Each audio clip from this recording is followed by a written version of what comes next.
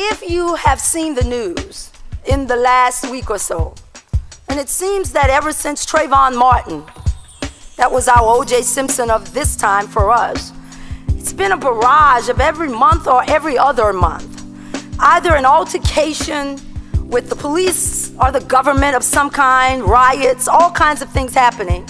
And then Ms. Zanona Clayton eloquently said, we've become so desensitized to black-on-black crime. Females, they don't get the same recognition if they're murdered. And so we watched almost in horror as the latest in a trilogy of offenses against the community occurred with an in-school service officer. And a young woman, from what I understand, now remember I'm a judge, so I can't give you all the facts, but one thing about video, it shows your eyes the facts for what it shows. And the young lady, from what I understand, would not turn off her cell phone in class. And they got into an altercation. But that's not what we're going to discuss. We're going to discuss, if you watch the video, the fact that the students sitting there continue to sit there. That the teacher who was teaching just stood there. There was a violent act occurring in the very room. It would be as though right now these two young ladies broke out in a fight.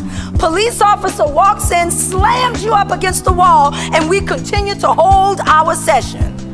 You look this way and you never look toward that way, and we're asking the question, does fear have to do with that?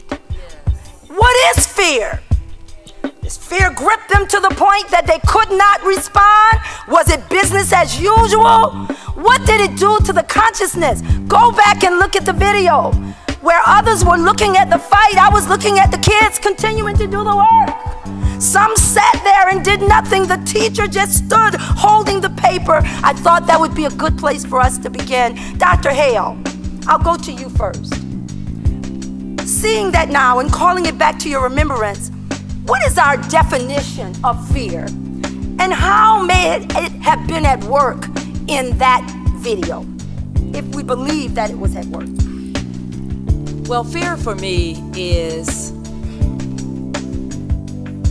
a conscious, an emotion, a thought. It immobilizes, it paralyzes us. It holds us in captivity. And I believe that that's exactly what was working in that classroom. I bring up another instance. About 2 or 3 years ago, a young woman in a subway station was being attacked by several other young women. She was literally being beaten, plummeted, kicked to death, and security guard and other people never moved. So I'm feeling like people are saying to themselves, I can't get involved with this. This will hurt me in some way. Because remember, the young woman who began to protest has also been arrested and charged. And so the fear is of retaliation, either from those who are committing the act or even the criminal justice system.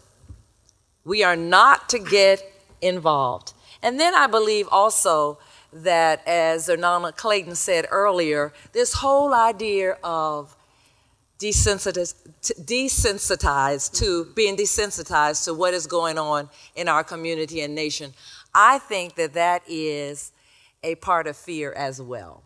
Absolutely. A result of fear. I agree with that. Dr. Sherry, is an element, I want you to define for from your clinical perspective, the idea of fear, and how does that relate to the idea of hopelessness? Because I think they're sort of aligned, don't you? Yes. They are indeed. It's really interesting. I saw that video too in horror.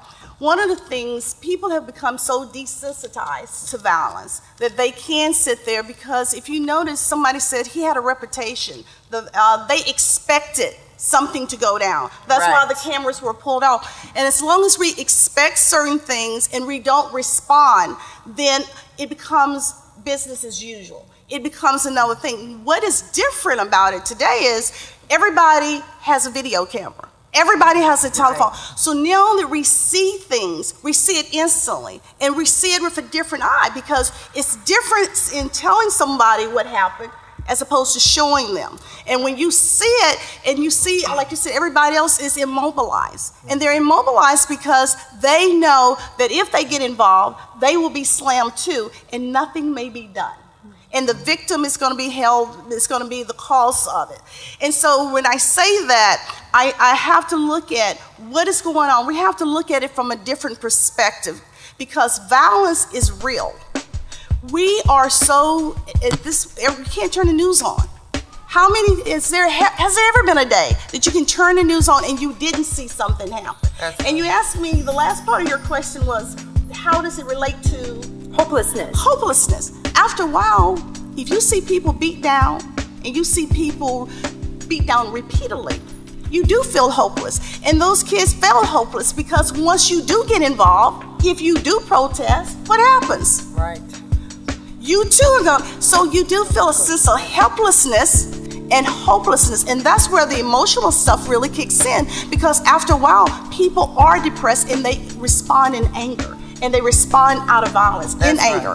That's where the anger comes from. That's a good point. As a public theologian, Dr. Webb, what is the manifestation of fear on our institutions, communities, or institutions even of higher learning? Thanks for having me.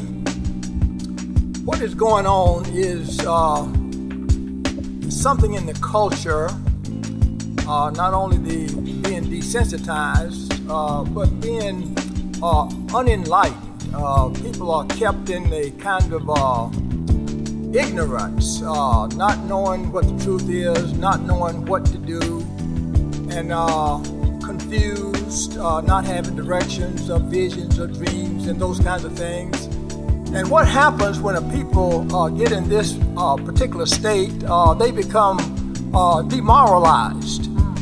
And demoralization means that your spirit is dead. Yes. You don't have the spirit to do anything. There was a time when something like that happened, people were so spirited that they would not have tolerated that. But in this overall culture, people are being taught to be passive, to be indifferent, tolerate everything, accommodate everything, and don't do anything. Just try to play it safe. Go along with what is safe for you as an individual, and they don't think about what is good for the group or the future. So it's a serious situation we're faced with, and it's cultural, and it is growing. But now, as a public theologian, I want you to know that we do have the answer. That's the good news. That's right. We got the answer to these problems. They're common problems. They're not new to mankind. They're not new to humanity. We have the answers, but the question is, do you have the courage to embrace the answers and the solutions to do something about it? We do have the answers, and it's sad because this is growing.